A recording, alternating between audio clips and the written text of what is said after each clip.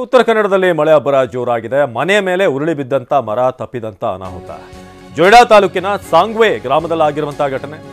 ಉತ್ತರ ಕನ್ನಡದಲ್ಲಿ ಮಳೆ ಜೋರಾಗಿದೆ. ಮನೆ ಮೇಲೆ ಉರುಳಿ ಬಿದ್ದಂತ ಮರ ಅನಾಹುತ ತಪ್ಪಿದೆ. ಜೊಯ್ಡಾ ತಾಲೂಕಿನ ಸಾಂಗ್ವೆ ಗ್ರಾಮದಲ್ಲಿ ಪ್ರಭಾವತಿ ವೆಳಿಪ್ ಅನ್ನುವರ ಮನೆ ಮೇಲೆ ಬಿದ್ದಂತ ಮರ.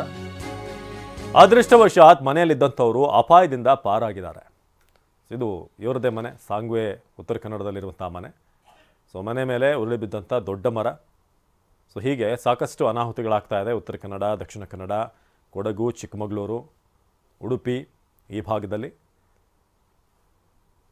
ಸೊ ಸದ್ಯಕ್ಕೆ ಉತ್ತರ ಕನ್ನಡ ಜಿಲ್ಲೆಯ ವಿವಿಧೆಡೆ ಮಳೆ ಹೆಚ್ಚಾಗಿರೋದು. ಹೊನ್ನಾವರ, ಜೊಯ್ಡಾದಲ್ಲಿ ಮಳೆ ಜೊತೆ ಗಾಳಿ ಕೂಡ ಹೆಚ್ಚಾಗಿದೆ. ಭಟ್ಕಳ ತಾಲೂಕಿನ ಅಗ್ಗ ಗ್ರಾಮದ ಸೇತುವೆ ಜಲಾವೃತವಾಗಿದೆ ಅಂತ ಸದ್ಯಕ್ಕೆ ಮಾಹಿತಿ ಸಿಗ್ತಿರೋದು. ಮಳೆ ನೀರಿನಿಂದ ರಸ್ತೆ ಹೊಳೆಯಂತಾಗಿದೆ. ಜನ ಒದ್ದಾಡ್ತಿದ್ದಾರೆ. ಕಳೆದ 24 ಗಂಟೆಯಲ್ಲಿ ಭಟ್ಕಳದಲ್ಲಿ ದಾಖಲೆಯ ಮಳೆ ಬೀಳ್ತಿದೆ. ಒಂದೇ ದಿನದಲ್ಲಿ ಸುರಿದಂತ 218.4 ಮಿಲಿಮೀಟರ್ ಮಳೆ. ಇದು ಸದ್ಯಕ್ಕೆ ಉತ್ತರ ಕನ್ನಡ ಜಿಲ್ಲೆಯ ವಿವಿಧೆಡೆ ಮಳೆಯ ದೃಶ್ಯ. ಉತ್ತರ ಕನ್ನಡದ ಭಟ್ಕಳ.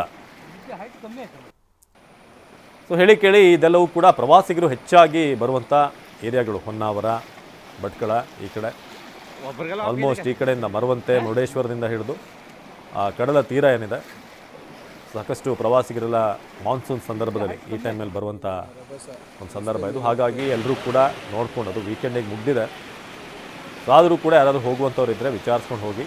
ಯಾಕಂದರೆ ಕರಾವಳಿ ಭಾಗದಲ್ಲಿ ಹೆಚ್ಚಿನ ಮಳೆ ಆಗ್ತಿದೆ. ಅದು ಕೇರಳದಿಂದ ಹಿಡಿದು ಮಹಾರಾಷ್ಟ್ರವರೆಗೂ ಕೂಡ, ಗೋವಾ ಮಹಾರಾಷ್ಟ್ರದವರೆಗೂ ಕೂಡ ಕಂಪ್ಲೀಟ್ ಈ ಕೋಸ್ಟಲ್ ಏರಿಯಾ.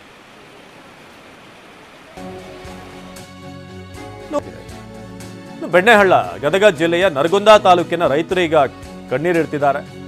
ಹದಲಿ ಗ್ರಾಮಕ್ಕೆ ಸದ್ಯಕ್ಕೆ ಸಮಸ್ಯೆ ಆಗಿರೋದು. 2,000ಕ್ಕೂ ಹೆಚ್ಚು ಎಕರೆ ಬೆಳೆ ನಾಶ ಆಗಿದೆ. ಬೆಣ್ಣೆಹಳ್ಳದ ಪ್ರವಾಹದಿಂದಾಗಿ ಕೆಸರು ಗದ್ದೆಯಾದಂಥ ಜಮೀನು, ಈರುಳ್ಳಿ, ಗೋವಿನಜೋಳ ಇದೆಲ್ಲವನ್ನೂ ಕೂಡ ಬಿತ್ತನೆ ಮಾಡಿದರು ಅನ್ನದಾತರು. ಮೊಳಕೆ ಬಾರದೆ ಈಗ ಬಿತ್ತನೆ ಬೀಜ ಎಲ್ಲವೂ ಕೂಡ ಕುಳಿತಾ ಇದೆ. ಸಮಸ್ಯೆ ಬಗೆಹರಿಸಿ ಸೂಕ್ತ ಪರಿಹಾರ ನೀಡುವಂತೆ ಆಗ್ರಹ. ಮೊನ್ನೆ ಅಷ್ಟೇ ಸಚಿವರು ಬಂದಿದ್ರು ಇಲ್ಲಿಗೆ. 5 ನಿಮಿಷ ಬಂದು ನೋಡಬೇಕೋ ಬೇಡೋ ಅನ್ನೋ ರೀತಿಯಾಗಿ ಬಂದಿದ್ದೆ. 3 ಗಂಟೆ ತಡ, ನೋಡಿದ್ದೊಂದು 5 ನಿಮಿಷ. ಸೊ ಇಂಥ ಪರಿಸ್ಥಿತಿ ಇದೆ. ಈಗ ಸಮಸ್ಯೆ ಬಗೆಹರಿಸಿ ಸೂಕ್ತ ಪರಿಹಾರ ಕೊಡಿ ಅಂತ ಈಗ ಆಗ್ರಹ ಕೇಳಿಬರ್ತಾ ಇದೆ. ನೋಡಿ ಹೇಗಿದೆ, ಈ ಥರ ಲಕ್ಷಾಂತರ ರೂಪಾಯಿ ಹಾಕಿ ಬಿತ್ತನೆ ಮಾಡಿ ಈ ಥರ ಕೆಸರು ತುಂಬ ಹೋದರೆ ರೈತರ ಕಥೆ ಏನು? ಈರುಳ್ಳಿ, ಗೋವಿನಜೋಳ ಬಿತ್ತನೆ ಮಾಡಿದರು. ಈ ಭಾಗದಲ್ಲಿ ಮಳೆ ಕಡಿಮೆ ಆದರೂ ಸಮಸ್ಯೆ, ಮಳೆ ಬಂದಾಗಲೂ ಕೂಡ ಸಮಸ್ಯೆ. ಸೊ ಇಂಥ ಪರಿಸ್ಥಿತಿ ರೈತರದ್ದು. ರೈತರ ಬದುಕು ಸದ್ಯಕ್ಕೆ ಬೆಣ್ಣೆಹಳ್ಳದ ರಕ್ಕಸ ಪ್ರವಾಹ ನುಂಗಿದೆ. ನೋಡಿ ರೈತರೆಲ್ಲ ಪಾಪ ನಿಂತು ತಮ್ಮ ಸಮಸ್ಯೆಯನ್ನು ಹೇಳ್ಕೊತಿದ್ದಾರೆ. ಬರುವಂಥ ಜನಪ್ರತಿನಿಧಿಗಳು ಸ್ವಲ್ಪ ಸಮಯ ಕಳಿಬೇಕು, ಇಲ್ಲೆಲ್ಲ ಓಡಾಡಿ ನೋಡ್ಬೇಕು ಏನು ಸಮಸ್ಯೆ ಇದೆ ಏನು.